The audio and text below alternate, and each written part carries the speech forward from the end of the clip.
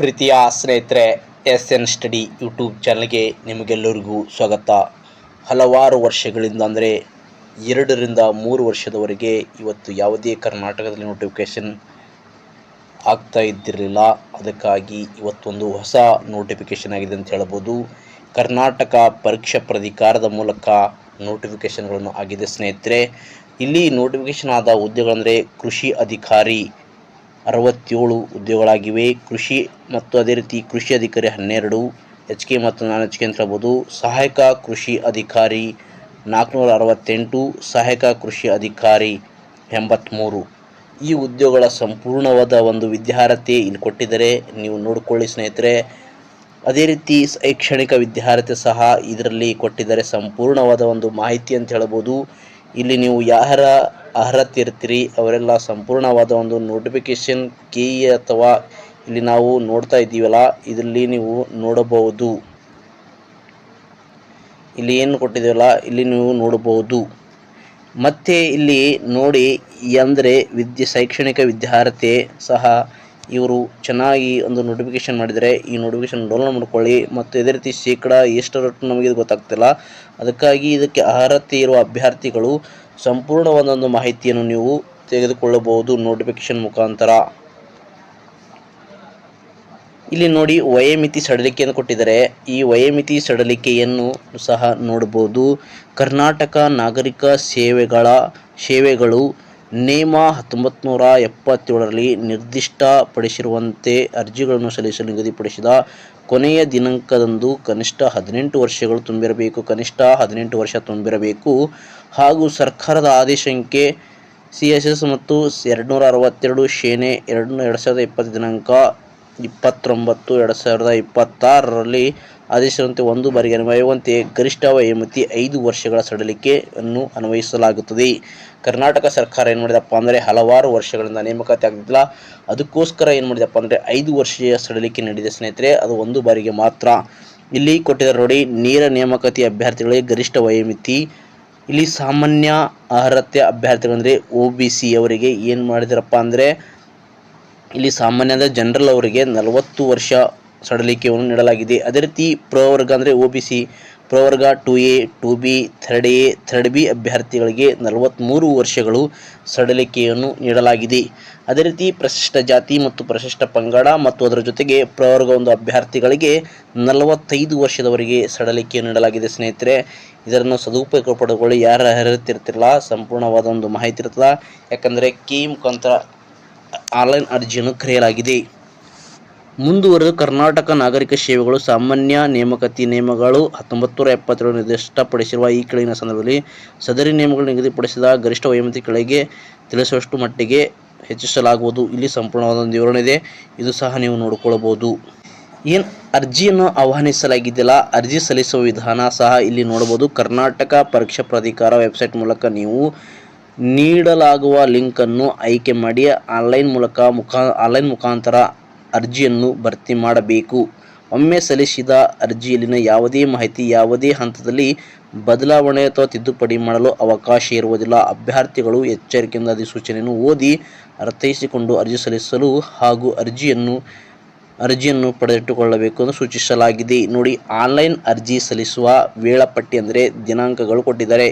ಯಾವ ದಿನಾಂಕದಿಂದ ಈ ಅರ್ಜಿಗಳನ್ನು ಸ್ಟಾರ್ಟ್ ಆಗುತ್ತಾವಂತಪ್ಪ ಅಂದರೆ ಆನ್ಲೈನ್ ಮುಖಾಂತರ ಅರ್ಜಿ ಸಲ್ಲಿಸಲು 19/4/2026ರಿಂದ ಅರ್ಜಿಗಳನ್ನು ಆಹ್ವಾನಿಸಲಾಗಿದೆ ಸ್ನೇಹಿತರೆ. ಅದೇ ರೀತಿ ಇದು ಆನ್ಲೈನ್ ಮುಖಾಂತರ ಅರ್ಜಿ ಸಲ್ಲಿಸಲು ಕೊನೆಯ ದಿನಾಂಕ 10/5/2026ರಂದು ಇದು ಒಂದು ಕೊನೆಯ ದಿನಾಂಕದಾಗಿರ್ತದೆ ಅಂತ ಹೇಳ್ಬೋದು. ಶುಲ್ಕ ಪಾವತಿಸಲು ಮಾಡುವ ದಿನಾಂಕ ಅಂದರೆ 2 ದಿನ ಎಕ್ಸ್ಟೆಂಡ್ ಇರ್ತದೆ, ಅಂದರೆ 12/5/2026ರಂದು ಶುಲ್ಕವನ್ನು ಪಾವತಿ ಮಾಡಲು ಕೊನೆಯ ದಿನಾಂಕವಾಗಿರ್ತದೆ ಸ್ನೇಹಿತರೆ. ಪರೀಕ್ಷಾ ದಿನಾಂಕಗಳು ನೋಡಿ, ಕನ್ನಡ ಭಾಷೆ ಪರೀಕ್ಷೆ ಪ್ರಶ್ನೆ ಪತ್ರಿಕೆ ಅಂತ ಇರ್ತದೆ. ಇಲ್ಲಿ ಆಲ್ರೆಡಿ ಅವರು ದಿನಾಂಕಗಳು ಸಹ ಕೊಟ್ಟಿದ್ದಾರೆ, ಇದು ಸಹ ನೀವು ನೋಡ್ಕೊಳ್ಬೋದು. KE ಅಂದರೆ KE ಅವರು ಎಕ್ಸಾಮ್ ಪ್ರೊಸೆಸ್ಸು ಸ್ಪೀಡಾಗಿರ್ತದೆ, ಅದಕ್ಕೋಸ್ಕರ ಚೆನ್ನಾಗಿ ಒಂದು ಓದ್ಕೊಳ್ಳಿ ಅಂತ ಹೇಳ್ತಾ. ಖಾಯಂ ಪೂರ್ವಾವಧಿ ವೇತನ ಶ್ರೇಣಿ ಇರ್ತದೆ, ವೇತನ ಶ್ರೇಣಿ ಬಗ್ಗೆ ನೀವು ನೋಡ್ಕೊಳ್ಳಿ. ಶುಲ್ಕ ಸಾಮಾನ್ಯ, ಇಲ್ಲಿ ನೋಡಿ ಸಾಮಾನ್ಯ ಅರ್ಹತೆ ಮತ್ತು ಇತರೆ ಪ್ರವರ್ಗ 2A ಆಗಿರ್ಬೋದು, 2B 3A 3B ಅಭ್ಯರ್ಥಿಗಳಿಗೆ ಶುಲ್ಕ ಅಂದರೆ ಆನ್ಲೈನ್ ಅರ್ಜಿ ಸಲ್ಲಿಸುವ ಶುಲ್ಕಪ್ಪ ಅಂದರೆ ಜನರಲ್ ಅವರಾಗಿದ್ದರೆ ಅಥವಾ 2A 2B third A third B ಆದರೆ 750 ರೂಪಾಯಿ ಆಗಿರುತ್ತೆ ಸ್ನೇಹಿತರೆ. ಅದೇ ರೀತಿ ಪರಿಶಿಷ್ಟ ಜಾತಿ, ಪರಿಶಿಷ್ಟ ಪಂಗಡ ಮತ್ತು ಪ್ರವರ್ಗ 1, ಮಾಜಿ ಸೈನಿಕ ಮತ್ತು ತೃತೀಯ ಲಿಂಗಿಯ ಅಭ್ಯರ್ಥಿಗಳಿಗೆ ಇಲ್ಲಿ 250 ರೂಪಾಯಿ ಹೊಂದಿರುತ್ತಾ 250 ರೂಪಾಯಿ ಅರ್ಜಿ ಶುಲ್ಕವಾಗಿರುತ್ತದೆ. ಅದೇ ರೀತಿ ವಿಶೇಷ ಚೇತನ ಅಭ್ಯರ್ಥಿಗಳಂದರೆ ಅಂಗವಿಕಲ ಇರುತ್ತಲ್ಲ ಅವರಿಗಪ್ಪ ಅಂದರೆ ಎಷ್ಟಪ್ಪ ಅಂದರೆ 250 ರೂಪಾಯಿ ಆಗಿರುತ್ತೆ ಸ್ನೇಹಿತರೆ. ನಾವು ಇಷ್ಟೆಲ್ಲ ನೋಡಿದಲ್ಲ, ಇದರ ಪ್ರಶ್ನೆ ಪತ್ರಿಕೆ ಮತ್ತು ಇದರ ಪಠ್ಯಕ್ರಮ ಯಾವ ರೀತಿ ಇರುತ್ತಪ್ಪ, ಈ ಹುದ್ದೆಗಳಿಗೆ ನೇಮಕಾತಿ ಹೊರಡಿಸಿದಾರಲ್ಲ ಈ ನೇಮಕಾತಿಗಳ ಕುರಿತಾಗಿ ಇದರ ಪಠ್ಯ ವಿಷಯ ಅಂದರೆ ವಿಷಯವಾರು ಯಾವ ರೀತಿ ಇರ್ತಂದರೆ ಅಂಕ 300 ಅಂಕಗಳು ಇರ್ತವೆ ಸ್ನೇಹಿತರೆ. ಇಲ್ಲಿ 2 ಪತ್ರಿಕೆಗಳು ಇರ್ತಾವ, ಒಂದು ನಿರ್ದಿಷ್ಟ ಪತ್ರಿಕೆ ಮತ್ತು ಒಂದು GK ಪತ್ರಿಕೆ ಇರ್ತದೆ. GK ಪತ್ರಿಕೆಯಲ್ಲಿ ದಿನನಿತ್ಯದ ಪ್ರಚಲಿತ ವಿದ್ಯಮಾನಗಳಾಗಿರ್ಬೋದು, ರಾಜ್ಯ ಆಗಿರ್ಬೋದು, ದೇಶ ಆಗಿರ್ಬೋದು, ಅಂತಾರಾಷ್ಟ್ರೀಯ ಮಟ್ಟದ ಪ್ರಚಲಿತ ಘಟನೆಗಳು ಇಲ್ಲಿ ಸಂಪೂರ್ಣವಾಗಿ ನೋಡಬಹುದು. ಯಾವುದೇ ಒಂದು ನೋಟಿಫಿಕೇಶನ್ ಆದಾಗ ಆ ನೋಟಿಫಿಕೇಶನಿಂದ ನೀವು 3 ತಿಂಗಳಿಂದ ಅಥವಾ 6 ತಿಂಗಳಿಂದ ನೀವು ಪ್ರಚಲಿತ ಘಟನೆಗಳನ್ನು ನೀವು ನೋಡಲೇಬೇಕು ಅಥವಾ ಓದಲೇಬೇಕು ಸ್ನೇಹಿತರೆ. ಯಾಕಂದರೆ ಪ್ರಚಲಿತ ಘಟನೆಗಳು ಬಹಳ ಮುಖ್ಯವಾಗಿರ್ತವೆ. ಯಾವುದೇ ಎಕ್ಸಾಮ್ ತೆಗೆದುಕೊಂಡಾಗ 100ಕ್ಕೆ ಎಷ್ಟಪ್ಪ ಅಂದರೆ 20ರವರೆಗೂ ನಾವು ಕರೆಂಟ್ ಅಫೇರ್ಸನ್ನು ನೋಡಬಹುದು. ಅದೇ ರೀತಿ ಸಾಮಾನ್ಯ ವಿಜ್ಞಾನ ನಿಮಗೆಲ್ಲರೂ ಗೊತ್ತಿರ್ತದೆ, ಕರ್ನಾಟಕ ಇತಿಹಾಸ ಮತ್ತು ಭೂಗೋಳಶಾಸ್ತ್ರ, ಭಾರತ ಇತಿಹಾಸ ಮತ್ತು ಭಾರತ ಭೂಗೋಳಶಾಸ್ತ್ರ, ಸಮಾಜ ವಿಜ್ಞಾನ ಮತ್ತು ಸಾಮಾನ್ಯ ಬೌದ್ಧಿಕ ಸಾಮರ್ಥ್ಯ, ಭಾರತ ಸಂವಿಧಾನ, ಸಾರ್ವಜನಿಕ ಆಡಳಿತ ಮತ್ತು ಗ್ರಾಮೀಣ ಅಭಿವೃದ್ಧಿ, ವಿಜ್ಞಾನ ಮತ್ತು ತಂತ್ರಜ್ಞಾನ, ಭಾರತದ ಅರ್ಥವ್ಯವಸ್ಥೆ ಮತ್ತು ಅಂತಾರಾಷ್ಟ್ರೀಯ ಸಂಬಂಧಗಳು, ಪರಿಸರ ವಿಜ್ಞಾನ ಮತ್ತು ತಾರ್ಕಿಕ ಆಲೋಚನೆಗಳು, ಇವು ಹಲವಾರು ಸಬ್ಜೆಕ್ಟ್ಗಳಾಗಿರ್ತವೆ ಸ್ನೇಹಿತರೆ. ಇಲ್ಲಿ ಇಂಪಾರ್ಟೆಂಟ್ ಸಬ್ಜೆಕ್ಟ್ ಅಂದರೆ ನಾವು ಯಾವುದು ನಮಗೂ ಈಸಿಯಾಗಿರುತ್ತೆ ಅದನ್ನು ಮೊದಲು ನಾವು ಕ್ಯಾಚ್ ಮಾಡಬೇಕು.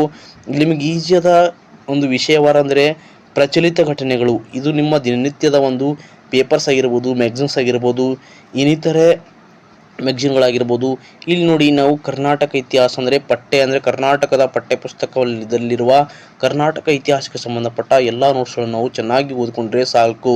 ಅದರ ಮುಖಾಂತರ ನೀವು ಯಾವುದೋ ಒಂದು ಆಥರ್ ಬುಕ್ ಅಂದರೆ ಎಕ್ಸಾಂಪಲು ರಂಗನಾಥ್, ಕರ್ನಾಟಕ ಭೂಗೋಳಶಾಸ್ತ್ರ ರಂಗನಾಥ್ ಅಂತಿದೆ, ಚೆನ್ನಾಗಿದೆ, ಅದು ಸಹ ನೀವು ಫಾಲೋ ಮಾಡ್ಬೋದು.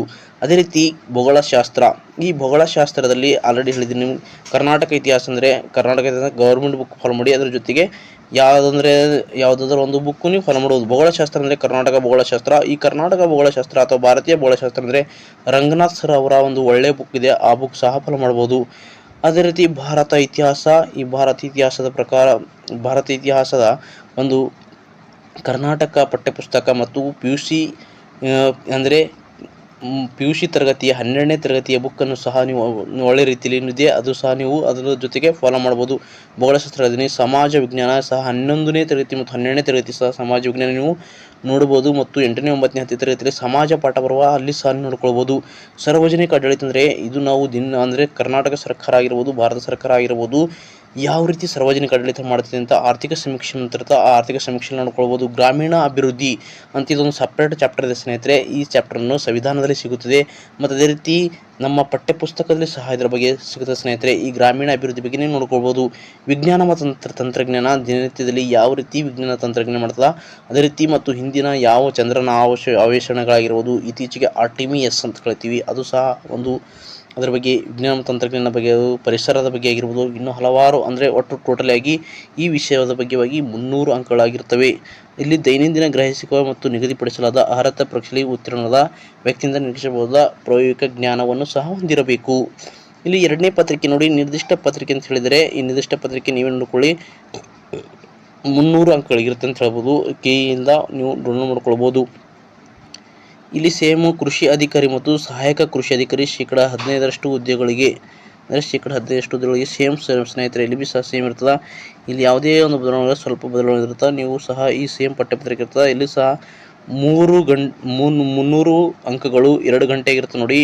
ನಿರ್ದಿಷ್ಟ ಪತ್ರಿಕೆ ಸಹ 300 ಅಂಕಗಳು 2 ಗಂಟೆಗಳ ಸಹ ಆಗಿರುತ್ತದೆ. ಈ ರೀತಿಯಾಗಿರುತ್ತೆ ನೋಡಿ. ಸ್ಪರ್ಧಾತ್ಮಕ ಪರೀಕ್ಷೆಯಲ್ಲಿ ಅಭ್ಯರ್ಥಿಯಲ್ಲಿ ಬಹಳ ಇಂಪಾರ್ಟೆಂಟ್ ಏನಪ್ಪ ಅಂದರೆ ಸ್ಪರ್ಧಾತ್ಮಕ ಪರೀಕ್ಷೆಯಲ್ಲಿ ಅಭ್ಯರ್ಥಿಯು ಅರ್ಹತೆಗಾಗಿ ಕನಿಷ್ಠ 35ರಷ್ಟು ಅಂಕಗಳನ್ನು ಗಳಿಸುವುದು ಕಡ್ಡಾಯವಾಗಿರುತ್ತದೆ. ಅಂದರೆ ಒಬ್ಬ ಅಭ್ಯರ್ಥಿಯು ಅರ್ಜಿ ಹಾಕಿದಾಗ ಆ ಎಕ್ಸಾಮಲ್ಲಿ ಅವನು ಶೇಕಡಾ 35ರಷ್ಟು ಅಂಕ ಪಡಿಬೇಕು. 35 ಅಂದರೆ 70 ಅಂಕಗಳನ್ನು ಪಡೆಯಬೇಕು. 100ಕ್ಕೆ 70 ಅಂಕಗಳನ್ನು ಪಡೆಯಬೇಕು. 100ಕ್ಕೆ 70 ಅಂಕಗಳನ್ನು ಪಡೆದಾಗ ಮಾತ್ರ ಅವನು ಅರ್ಹತೆಯನ್ನು ಹೊಂದಿರುತ್ತಾನೆ ಅಂತ ಇಲ್ಲಿ ಸ್ಪಷ್ಟವಾಗಿ ನೀಡಿದ್ದಾರೆ ಸ್ನೇಹಿತರೆ. ಅದೇ ರೀತಿ ಇಲ್ಲಿ ಋಣಾತ್ಮಕ ಮೌಲ್ಯವಾಗಿರುತ್ತಂದರೆ 4 ತಪ್ಪಾದರೆ 1 ಅಂಕವನ್ನು ಕಳೆಯಲಾಗುತ್ತದೆ. ಇದು ಸಹ ನೀವು ಭಾಳ ಇಂಪಾರ್ಟೆಂಟು ಎಕ್ಸಾಮ್ ದೃಷ್ಟಿಯಿಂದ. ನೀವು ಎಕ್ಸಾಮ್ ದೃಷ್ಟಿಯಿಂದ ಮೊದಲಿಗೆ ನೀವು ಅರ್ಜಿಯನ್ನು ಸಲ್ಲಿಸುವಾಗ ನೀವು ಮೊದಲನೇದಾಗಿ ಕರೆಕ್ಟಾಗಿ ನೋಟಿಫಿಕೇಷನನ್ನು ನೀವು ನೋಡ್ಕೊಳ್ಬೇಕು. ಯಾಕಂದರೆ ನೋಟಿಫಿಕೇಷನಲ್ಲಿ ಅವರು ಕ್ಲಿಯರ್ ಕಟ್ಟಾಗಿ ಕೊಟ್ಟಿರ್ತಾರೆ. ಓಕೆ ಸ್ನೇಹಿತರೆ, ಮತ್ತು ನಿಮ್ಮ ಎಲ್ಲ ಸ್ನೇಹಿತರಿಗೂ ಸಹ ಶೇರ್ ಮಾಡಿ, ಸಬ್ಸ್ಕ್ರೈಬ್ ಮಾಡಿ. ಮುಂದಿನ ಈ ಏನು ಕರೀತಿದ್ದಾರೆ ನೋಟಿಫಿಕೇಷನು, ಇದ್ರ ಬಗ್ಗೆ ನಾವು ಒಂದೊಂದಾಗಿ ವಿಷಯವಾರು ನಾವು ದಿನನಿತ್ಯ ನಮ್ಮ ಯೂಟ್ಯೂಬ್ ಚಾನಲಲ್ಲಿ ಮಾಡೋಣ ಅಂತ ಹೇಳ್ತಾ, ನೀವು ನಮಗೆ ಪ್ರೋತ್ಸಾಹ ಮಾಡಿದರೆ ನಾವು ನಿಮಗೆ ದಿನನಿತ್ಯದ ಒಂದು ವಿಷಯವಾರು ನಾವು ಹೇಳ್ಬೋದು. ಪ್ರಚಲಿತ ಘಟನೆ ಆಗಿರ್ಬೋದು, ಭಾರತ ಸಂವಿಧಾನ ಆಗಿರ್ಬೋದು, ಭಾರತ ಇತಿಹಾಸ ಆಗಿರ್ಬೋದು, ಮತ್ತು ಅದೇ ರೀತಿ ಪರಿಸರ ಅಧ್ಯಯನವಾಗಿರ್ಬೋದು, ಪಂಚಾಯತ್ ರಾಜ್ ಆಗಿರ್ಬೋದು, ಇನ್ನು ಹಲವಾರು ವಿಷಯಗಳ ಬಗ್ಗೆ ಸಂಪೂರ್ಣವಾಗಿ ಚರ್ಚೆ ಮಾಡೋಣ ಅಂತ ಹೇಳುತ್ತಾ, ಧನ್ಯವಾದಗಳು ಸ್ನೇಹಿತರೆ. ಮತ್ತು ನಿಮ್ಮೆಲ್ಲ ಸ್ನೇಹಿತರಿಗೂ ಸಹ ಶೇರ್ ಮಾಡಿ, ಸಬ್ಸ್ಕ್ರೈಬ್ ಮಾಡಿ, ಲೈಕ್ ಮಾಡಿ ಅಂತ ಹೇಳುತ್ತಾ ಮತ್ತೊಮ್ಮೆ ಜೈ ಹಿಂದ್, ಜೈ ಕರ್ನಾಟಕ. ಎಲ್ಲರಿಗೂ ಒಳ್ಳೆಯದಾಗಲಿ. ಶುಭ ದಿನ.